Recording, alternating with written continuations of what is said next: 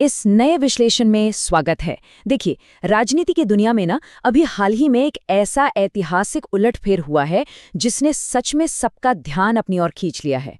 हम बात कर रहे हैं पश्चिम बंगाल के राज्य चुनावों की, जिसने दशकों पुरानी राजनीतिक तस्वीर को बिल्कुल बदल कर रख दिया है। तो मूल स्रोतों और डेटा के आधार पर आइए इस अभूतपूर्व घटनाक्रम की गहराई में उतरते हैं और समझते हैं कि आखिर हुआ क्या है।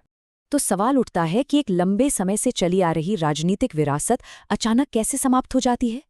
ठीक है, चलिए इसे ऐसे समझते हैं। कल्पना कीजिए एक सफल स्पोर्ट्स टीम की। उस टीम के स्टार खिलाड़ी का अपनी ही टीम के कप्तान से कोई बड़ा विवाद हो जाता है। कड़वाहट इतनी बढ़ जाती है कि वो खिलाड़ी अपनी टीम छोड़कर सीधा विरोधी टीम में शामिल हो जाता है। और फिर अंततः वो अपनी पुरानी टीम के खिलाफ फाइनल में उतरकर उन्हें ही हराकर चैंपियनशिप जीत लेता है। बिल्कुल ऐसा ही कुछ राजनीति के इस मैदान पर देखने को मिला है। भाग 1, एक ऐतिहासिक राजनीतिक बदलाव। अब इस चुनाव का जो सबसे दिलचस्प पहलू है ना, वो है वफादारी और महत्वाकांक्षा का एकदम सीधा टकराव।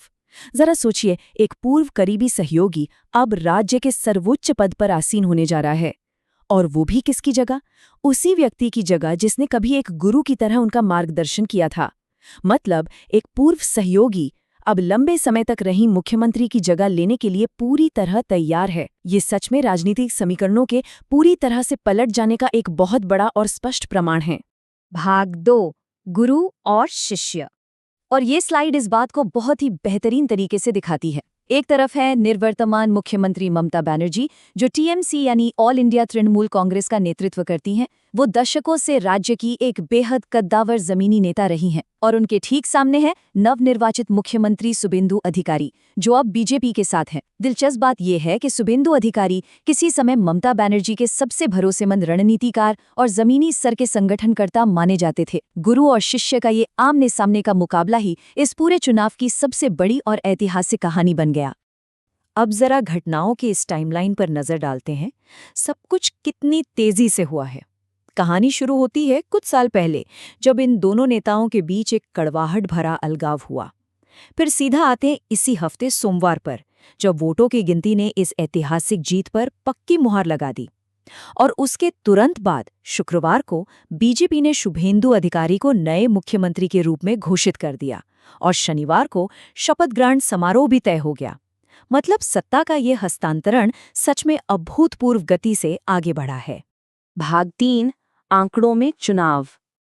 अब इस स्लाइड में जो सबसे ज्यादा ध्यान खींचने वाली बात है, वो है इन आंकड़ों का अंतर। इस जीत का पैमाना सच में बेहद विशाल है। राज्य की कुल 294 विधानसभा सीटों में से बीजेपी ने अकेले 207 सीटों पर कब्जा जमा लिया है। और बाकी सभी दल, वो कुल मिलाकर केवल 87 सीटों पर सिमट कर रह गए हैं। ये बिल्कुल एक तरफा आंकड़ा है, जो साफ तौर पर साबित करता है कि जमीनी स्तर पर यह राजनीतिक बदलाव कितनी गहराई तक हुआ है। भाग 4, एक युग का अंत। 15 राजनीति में 15 वर्षों का समय कोई छोटी बात नहीं है, ये एक पूरा युग होता है।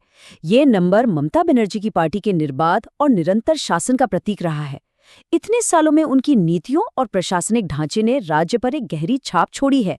लेकिन इतने लंबे समय तक सत्ता के केंद्र में रहने के बाद इस हार के साथ ही उस 15 साल के युग का आधिकारिक तौर पर अंत हो गया है। राजनीति कितनी अप्रत्याशित हो सकती है, ये उसका एक बहुत बड़ा उदाहरण है। तो यहाँ जो सबसे अहम बात समझने वाली है वो ये है कि राज्य में पहली बार कोई हिंदू राष्ट्रवादी पार्टी सत्ता में आई है।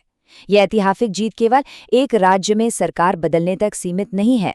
भारतीय जनता पार्टी का पश्चिम बंगाल में इस तरह पहली बार सत्ता में आना पार्टी के राष्ट्रव्यापी विस्तार की दिशा में एक बहुत बड़ा कदम माना जा रहा है। ये राज्य के राजनीतिक परिदृश्य में एक ऐसा वैचारिक और संरचनात्मक बदलाव है जो पहले कभी नहीं देखा गया। इस बदलाव के साथ आगे चलकर राज्य के औद्योगिक विकास, केंद्र राज्य संबंधों और सांस्कृतिक नीतियों में भी बड़े बदलावों की उम्मीद की जा रही है। तो अब सबसे बड़ा सवाल यही है कि सत्ता के इस अभूतपूर्व हस्तांतरण के बाद राज्य का अगला अध्याय क्या होगा। दशकों पुरानी सत्ता समाप्त हो चुकी है, एक नया नेतृत्व आ चुका है। तो स्थानीय नागरिकों के जीवन पर इसका क्या असर पड़ेगा? रोजगार, शिक्षा और जमीनी स्तर की कल्याणकारी योजनाओं को ये नया नेतृत्व किस तरह से आगे बढ़ाएगा? पश्चिम बंगाल का भविष्य अब किस दिशा में जाएगा? इस बड़े राजनीतिक बदलाव के परिणाम आने वाले समय में कैसे सामने आएंगे, ये देखना वाकई बेहद दिलचस्प होगा। इस विश्लेषण के साथ बने रहने के लिए बहुत बहुत धन्यवाद।